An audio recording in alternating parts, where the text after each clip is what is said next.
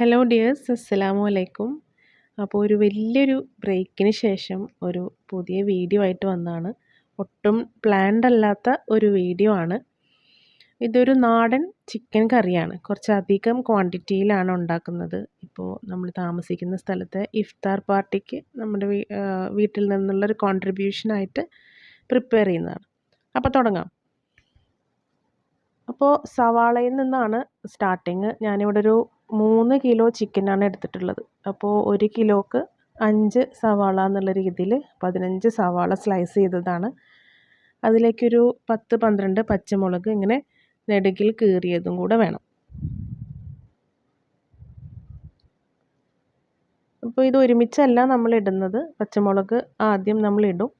അപ്പോൾ നമ്മൾ തൽക്കാലം സവാളയുടെ കൂടെ പച്ചമുളകും കൂടെ കീറി അതിന് വേണ്ടി പ്രിപ്പയർ ചെയ്ത് വെക്കുകയാണ്.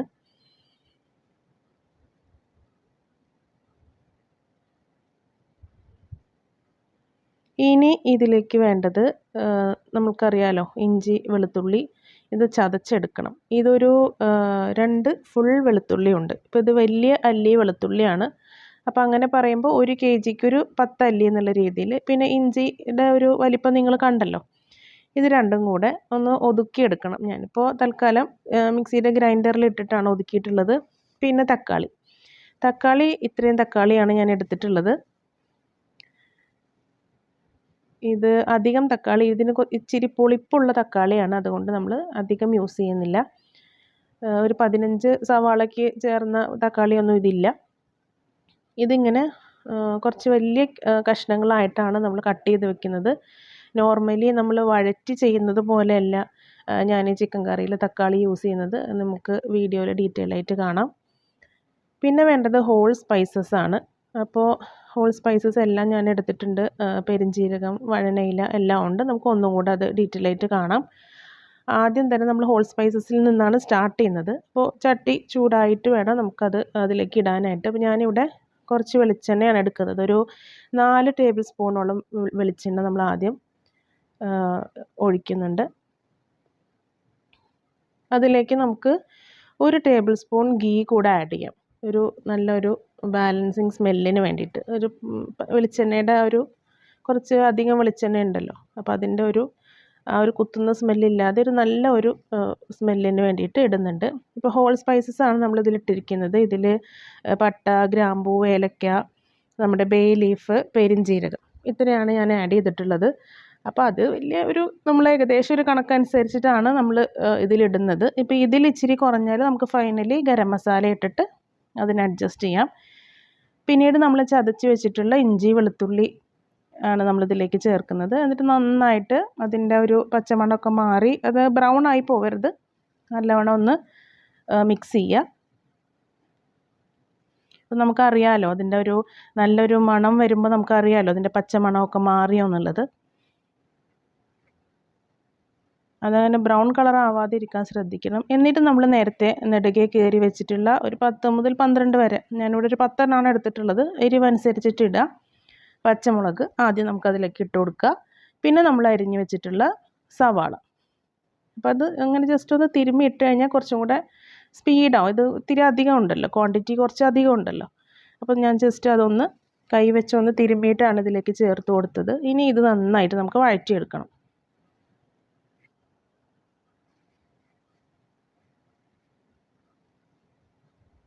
നല്ലതുപോലെ വഴറ്റി ബ്രൗൺ കളറല്ല, എന്നാൽ നല്ലപോലെ വേവണം.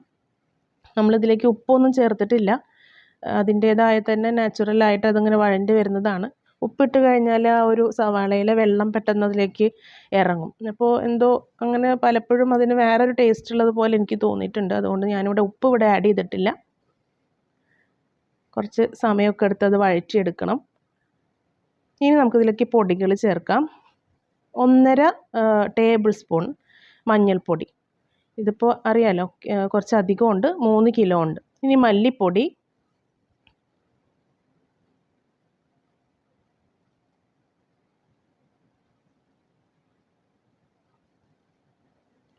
ഒരു 6 ടേബിൾ സ്പൂൺ മല്ലിപ്പൊടി ചേർത്തിട്ടുണ്ട്. 3 ടേബിൾ സ്പൂണ് മുളക് പൊടിയും. അപ്പോൾ ക്വാണ്ടിറ്റി അതനുസരിച്ചിട്ട് അഡ്ജസ്റ്റ് ചെയ്താൽ മതി. 3 kgക്കാണ് ഞാനിവിടെ 1.5 ടേബിൾ സ്പൂൺ മഞ്ഞൾപ്പൊടി, 6 ടേബിൾ സ്പൂൺ മല്ലിപ്പൊടി, അതുപോലെ 3 ടേബിൾ സ്പൂൺ മുളക് പൊടി ഉപയോഗിച്ചത്. ഇനി ഇത് നന്നായിട്ടൊന്ന് മിക്സ് ചെയ്യുക.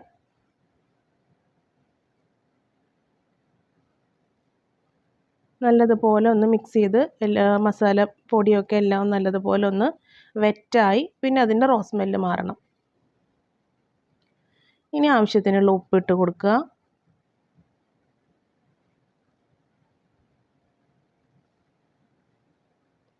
ഇനി നമുക്കിതിലേക്ക് ചിക്കൻ ആഡ് ചെയ്ത് കൊടുക്കാം. 3 kg ചിക്കനാണ്. കറി പരുവത്തിന് കട്ട് ചെയ്തിട്ടുള്ള ഒരു മീഡിയം സൈസ് കഷ്ണങ്ങളായിട്ടാണ് ഇവിടെ ചിക്കൻ കട്ട് ചെയ്തിട്ടുള്ളത്. അത് നമുക്ക് ഈ മസാലയിലേക്ക് ഇട്ട് കൊടുക്കാം. തക്കാളി ഇപ്പോഴും നമ്മൾ ഇട്ടിട്ടില്ല, തക്കാളി ഇടാൻ സമയമാവുന്നേ ഉള്ളൂ. ഇത് നല്ലതുപോലെ ചിക്കനിൻ്റെ എല്ലാ സൈഡിലേക്കും ഈ മസാല ആവുന്നത് വരെ നന്നായിട്ടൊന്ന് മിക്സ് ചെയ്ത് കൊടുക്കണം.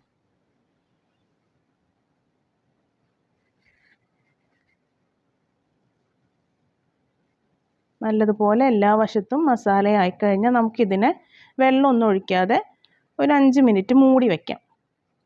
അപ്പോൾ ചിക്കനിൽ നിന്ന് തന്നെ ഒരു കുറച്ച് മോയ്സ്ചർ അതിലേക്ക് ഒന്ന് ഇറങ്ങി വരും. ഇടയ്ക്ക് വേണമെങ്കിൽ ഒന്ന് ഇളക്കി നോക്കാം. ക്വാണ്ടിറ്റി ഇച്ചിരി അധികം ഉള്ളതുകൊണ്ട് അടുക്കി പിടിക്കാതിരിക്കാൻ വേണ്ടി ഞാൻ ഒന്ന് ഇടയിലൊന്ന് ചെറുതായിട്ടൊന്നും കൂടെ ഇളക്കി വിട്ടു.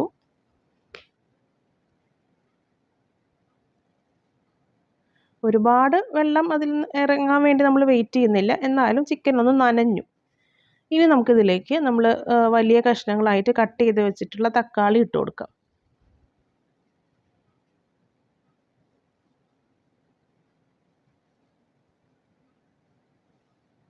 ഇപ്പോൾ ചിക്കൻ വേവുന്നതോടുകൂടി തക്കാളി ഇതിൽ ഇട്ടിട്ടുണ്ടോ എന്ന് അറിയില്ല, അങ്ങനെ അത് തക്കാളി അലിഞ്ഞു പോകും ഇതിൽ. ഇനി ഇതിലേക്ക് ആവശ്യത്തിനുള്ള വെള്ളം ഒഴിക്കണം. പച്ചവെള്ളം ഒഴിക്കരുത്, ചൂട് വെള്ളം ഒഴിച്ചു കൊടുക്കുക. ഒന്ന് ഇളക്കി നോക്കിയതിന് ശേഷം വേണമെങ്കിൽ നമുക്ക് കുറച്ചും കൂടെ വെള്ളം ഒഴിക്കാം. കുറച്ചും കൂടെ വെള്ളം ആവാം നമുക്ക്.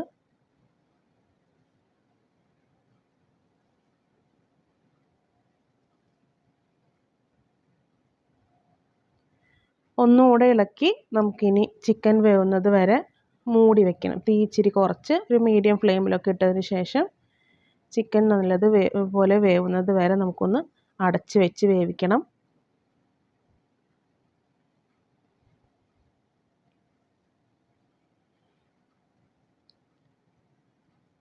ആദ്യം നമ്മൾ ചെറുതായി ചിക്കൻ ഒന്ന് നല്ലതുപോലെ പുരട്ടി കുറച്ച് നേരം മൂടി ഇരുന്നല്ലോ. അപ്പോൾ അത് നമ്മൾ ഈ കുക്കിങ്ങിന് ഒത്തിരി സഹായിക്കും. ചിക്കൻ ഉടഞ്ഞു പോവാതെ തന്നെ ഒരു പരമാവധി 15-20 മിനിറ്റിൻ്റെ ഉള്ളിൽ, അത്രയും സമയം വേണ്ട ആക്ച്വലി, അതിനുള്ളിൽ ചിക്കൻ നല്ലതുപോലെ വെന്ത് കിട്ടും. ഞാനിതിൽ കുറച്ച് വേപ്പില കൂടെ ആഡ് ചെയ്ത് കൊടുത്തിട്ടുണ്ട്. ഇപ്പോൾ തക്കാളിയൊക്കെ നല്ലതുപോലെ വെന്തു. ഒന്നുകൂടെ എണ്ണ തെളിയുന്നത് വരെ നമുക്കൊന്ന് മൂടി വെച്ചിട്ടുണ്ട്. ഇപ്പോൾ എല്ലാം കൂടെ ചേർത്ത് ഒരു 20 മിനിറ്റ്സാണ് നമ്മൾ ചിക്കൻ വെള്ളം ഒഴിച്ചതിന് ശേഷം നമ്മൾ മൂടി വെച്ചത്. ആ എണ്ണ ഒന്ന് മുകളിൽ തെളിഞ്ഞു കഴിഞ്ഞാൽ നല്ലൊരു പരുവായി നമുക്ക് കണക്കാക്കാം. ഇത് കണ്ടോ, ചിക്കനൊക്കെ നല്ലതുപോലെ വെന്തിട്ടുണ്ട്.